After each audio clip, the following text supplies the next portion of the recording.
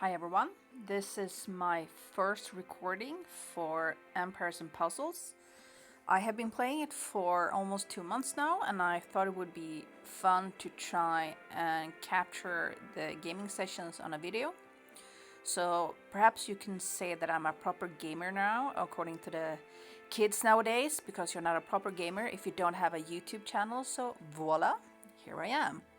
So I am playing Empires and Puzzles, which is a very nice tile-based game where you have your heroes with different skill sets and powers, which then allows you to fight the big bad monsters. So let me show you one of the easier levels. Let's do one of my favorite harvesting levels. So this is I will talk more about the teams in later episodes, but I just want to show, sorry, this was a too expensive level, so let's do one of the basic ones. So I just want to show the basic approach to the gaming. So you have your tiles in the rainbow colors. Each color represents an element. So nature is the green one, and I, of course, have a hero in that same element called Cadilan. And the same goes for each of the elements. So green is nature, red is fire, blue is ice, and purple is unholy, yellow is holy. So, and up here in the top left corner, you can see a little bit about how these different elements interact with each other. So if you if you attack with a green element, the nature element, on an ice monster, it's going to give you twice the amount of damage. So let's just play a quick session. Now my heroes are way overpowered for this pretty much beginner's level, so this is going to be a very quick session. But it's kind of, my nephews and nieces said that this kind of reminded them of Candy Crush, and yeah, true, it's kind of the same, but you also have to have some strategy when it comes to how and where you choose to align your tiles. So if you want to aim at a specific monster, you have to make sure that you address that on that part of the screen. So as you saw when I connected the tiles, it kind of increased the hero's mana levels, the little blue tile here for the Sonia, my ice hero.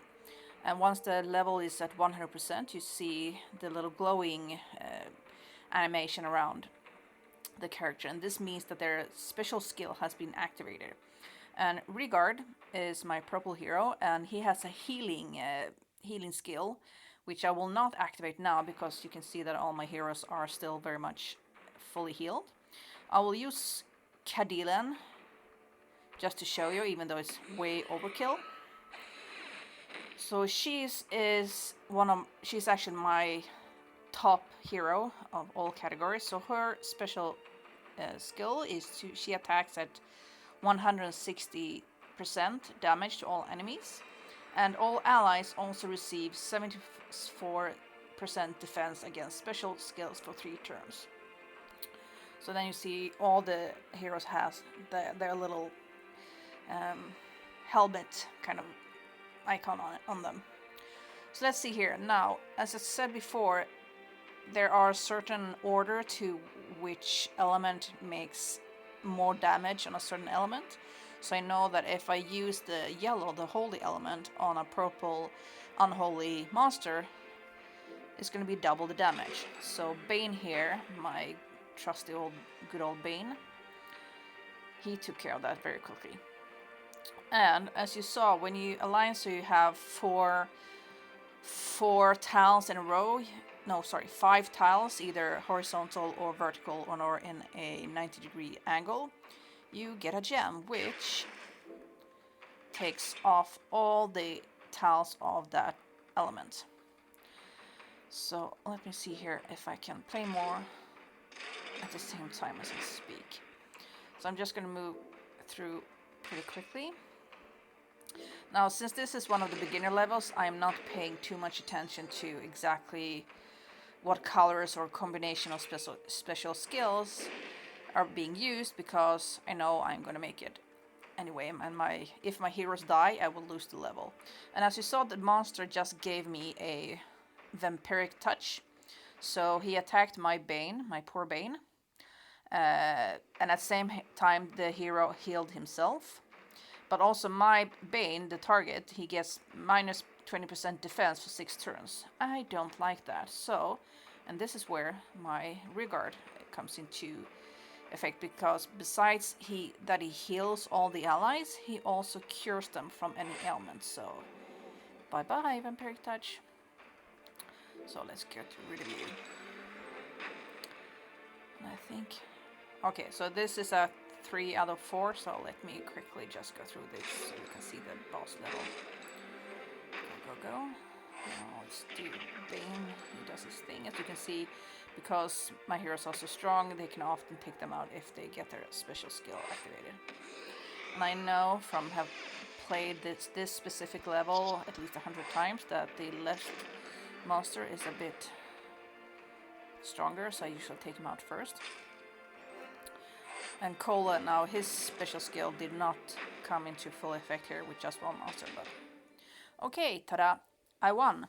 And when you win, you get some loot that you can do different things with. So I got some basic things here that can be used for craft. It's basically crafting material that you can craft different battle items that you can use. I will talk about that in a later video. And I got some militia. But that is basically the function of this game. And when you don't play, you have your little keep or fortress here, which stores all my recruits, my heroes. They craft different battle items. I'll craft a few more healing potions. This is where they live, and of course you need resources like iron and food, which I'm collecting here. You need an insane amount of food in this game. And this game is very much a game of patience. I play in the morning and the evening for a while, and then you just wait until the next session. And in between, all your little good helpers and workers are producing the materials that you need to either produce or to either craft items, or like here I'm training new recruits so I can get new heroes, and you can train the existing heroes. So it's a very much a full ecosystem. And you have troops, which are what the tiles transform into. And shortly there's also going to be a new update coming out with some improvements. One of the more fun features is that this is not a solo thing. You also have the function where you can attack titans. So you do this by joining an alliance. So I'm in, let's see if I can find it here.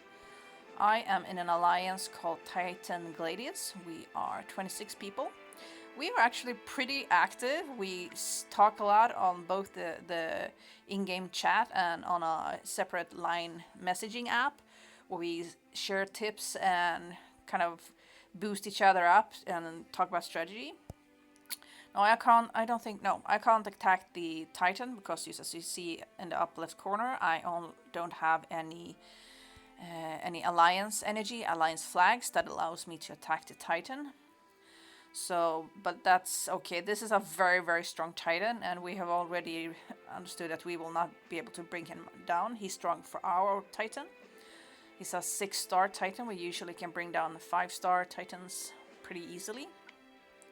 And another feature within the alliance, within the game, is the war feature, where you basically face off other alliances and attack with your heroes. So this has been frozen at the moment due to waiting for the next update, but as you can see, the next war starts soon. So this is basically it, a very quick introduction. So I hope that this has interested somebody to download and try the game. Even my 10-year-old, 7, 9 and 10-year-old nephews and nieces, they like the game. at least initially. I think it's going to be too difficult for them going forward, but I like it, and it's very addictive. This is the only game that I'm playing at the moment due to my busy schedule. So try it out, have fun, and I'll see you again in another video.